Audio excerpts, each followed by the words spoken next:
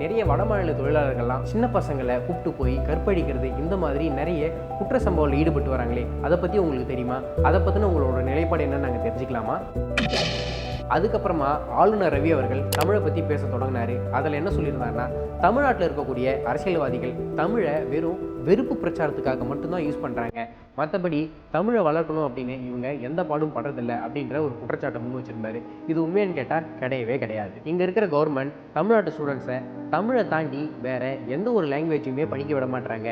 இது மாணவர்களுக்கு செய்கிற ஒரு துரோகம். ஹிந்தியை தான் இவங்க படிக்க விட மாட்டாங்கன்னு பார்த்தா, பக்கத்து ஸ்டேட்டில் இருக்கிற லாங்குவேஜஸான மலையாளம், தெலுங்கு, கன்னடா இந்த மாதிரி லாங்குவேஜஸை கூட இங்கே இருக்கிற ஸ்டூடெண்ட்ஸை படிக்க விட மாட்டாங்க. இது ரொம்ப ரொம்ப தப்பு அப்படின்னு அவர் சொல்லியிருந்தார். இதில் நம்ம பார்க்க வேண்டிய விஷயம் என்னென்னா, தமிழ்நாடும் சரி தமிழர்களும் சரி எந்த ஒரு மொழிக்குமே எதிரானவங்க கிடையாது.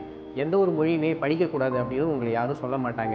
ஒரு மொழியை எப்போ நம்ம எதிர்ப்போனா அது அன்வான்டாக நம்ம மேலே திணிக்கும் போது மட்டும்தான். அந்த டைம்லையும் அந்த மொழியை எதிர்க்க மாட்டோம், நம்ம மேலே திணிக்கிற அந்த கொள்கையை மட்டும்தான் எதிர்ப்போம். எடுத்துக்காட்டுக்கு சொல்ல போனால் மும்மொழி கொள்கை.